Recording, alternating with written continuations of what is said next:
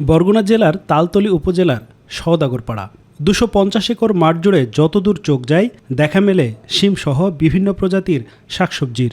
এখন ভরা মৌসুমে হাসিমুখে ফসল সংগ্রহ করছেন কৃষকরা।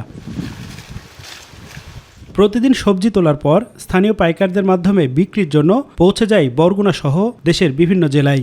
সংশ্লিষ্টরা জানান, বছরে প্রায় 7 কোটি টাকার সবজির চাষ হয় সওদাগরপাড়ায়।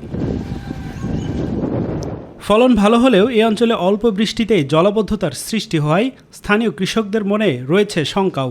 প্রতি বছর জলাবদ্ধতার দরুন বড় ধরনের আর্থিক ক্ষতির মুখে পড়তে হয় তাদের।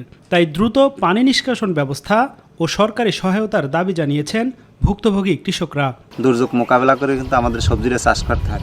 আমাদের এখানে যদি আরো একটা ভালো একটা সুইচ গেট করে দেওয়া হয়, অবশ্যই কৃষকদের একটু সুবিধা হবে। আমরা চাই যে সরকারি আমাদের সাহায্য সহযোগিতা করলে বা লোনের ব্যবস্থা করলে আমরা কিছুটা সামনে আগাইতে পারতাম। তলায় গেলে তো সর্বনাশ হয়, আর যে তলাই না যায় তা ভালোই ঠিক। তবে স্থানীয় কৃষি বিভাগ জানিয়েছে, কৃষকদেরকে সাধ্যমতো সহায়তা করা হচ্ছে।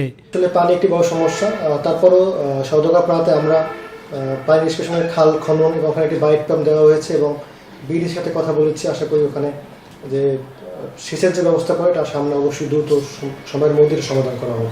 আফজাল হোসেন, মাই টিভি।